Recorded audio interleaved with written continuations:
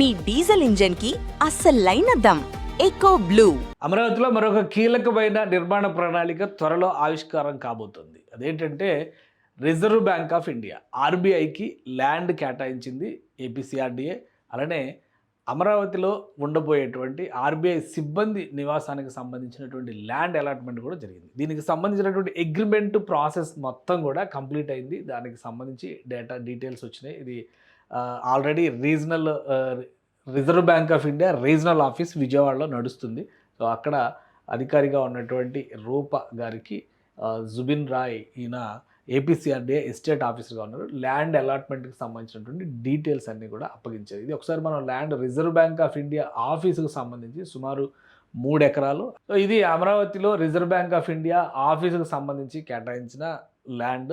దాదాపు 3 ఎకరాల ల్యాండ్ని ఇక్కడ కేటాయించారు. ఇక్కడ చూస్తే ఈ బ్లాక్ అంటే ఇది రోడ్డు బిట్, ఒకసారి ఈ ప్లేస్ చూస్తే కనుక ఇది రోడ్డు. సో ఈ కార్నర్ బిట్ ఇది శాంక్షన్ చేసి ఇది మొత్తం కూడా గవర్నమెంట్ కాంప్లెక్స్కి సంబంధించినటువంటి ఏరియా అనమాట. ఈ ప్లాన్లో ఇక్కడ రిజర్వ్ బ్యాంక్ ఆఫ్ ఇండియాకి 3 ఎకరాల ల్యాండ్ బిట్ కేటాయించారు. ఇది రిజర్వ్ బ్యాంక్ ఆఫ్ ఇండియా కార్యాలయానికి సంబంధించినటువంటి నిర్మాణం నేలపాడు ప్రాంతంలో వస్తుంది. ఇదంతా కూడా నేలపాడు ప్రాంతానికి సంబంధించినటువంటి ప్రణాళిక. అలానే ఇది ఐనవోలు దగ్గర 4 ఎకరాల భూమిని రిజర్వ్ బ్యాంక్ ఆఫ్ ఇండియా స్టాఫ్కి సంబంధించి కేటాయించారు అనమాట. ఐనవోలు అంటే శాఖమూరు రిజర్వాయరు, వీటికి దగ్గరలో నీరుకొండ, శాఖమూరు వీటన్నిటికి దగ్గరలో ఉండేటువంటి ఏరియా అనమాట. ఇది ఈ బిట్ ఇది దాదాపు 4 ఎకరాలు రిజర్వ్ బ్యాంక్ ఆఫ్ ఇండియా రెసిడెన్షియల్కి కేటాయించినటువంటి. సో దీనికి సంబంధించినటువంటి ప్రొసీడింగ్స్ గతంలో కంప్లీట్ కాలేదు. ఇప్పుడు ఆ ప్రాసెస్ మొత్తం కూడా కంప్లీట్ చేసి ల్యాండ్కి సంబంధించినటువంటి డీటెయిల్స్ అగ్రిమెంట్ హ్యాండ్ ఓవర్ చేశారు. సో త్వరలో ఈ 3 ఎకరాల రిజర్వ్ బ్యాంకుకి సంబంధించినటువంటి 3 ఎకరాల ప్రణాళికలో మొన్న కేంద్ర ఆర్థిక మంత్రి నిర్మలా సీతారామన్ గారు వచ్చి అన్ని బ్యాంకుల సముదాయాల నిర్మాణానికి కూడా ఒకేసారి భూమి పూజ చేశారు. అందులో రిజర్వ్ బ్యాంక్ కూడా ఆ లిస్టులో ఉంది. సో ఇప్పుడు దీని ప్రణాళికని నిర్మాణ ప్రణాళిక ప్లాన్ని ఆవిష్కరించబోతున్నారు. సో ఇక్కడ Reserve Bank of India land residential ప్లాట్స్కి సంబంధించినటువంటి ల్యాండ్ కూడా అగ్రిమెంట్ అయిపోయింది కాబట్టి ఇక్కడ 4 ఎకరాల 4 సెంట్లలో ఇక్కడ నిర్మాణం జరగబోతుంది. ఇక్కడ సిబ్బంది అంటే reserve Bank of India staff ఉండే విధంగా దీన్ని తీర్చిదిద్దారన్నమాట. సో 2 భవనాలకు సంబంధించి ఇవి ఓన్లీ టెంటేటివ్ డిజైన్స్ మనం తీసుకున్నాయి.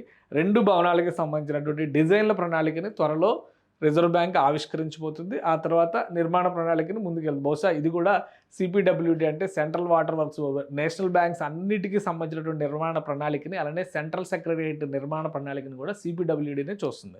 సో రిజర్వ్ బ్యాంక్ కూడా కేంద్ర ప్రభుత్వ పరిధిలో ఉండేటువంటి సంస్థ కాబట్టి రిజర్వ్ బ్యాంక్ నిర్మాణ ప్రణాళికను కూడా సిపిడబ్ల్యూడి ఆవిష్కరించేటువంటి అవకాశం ఉంది.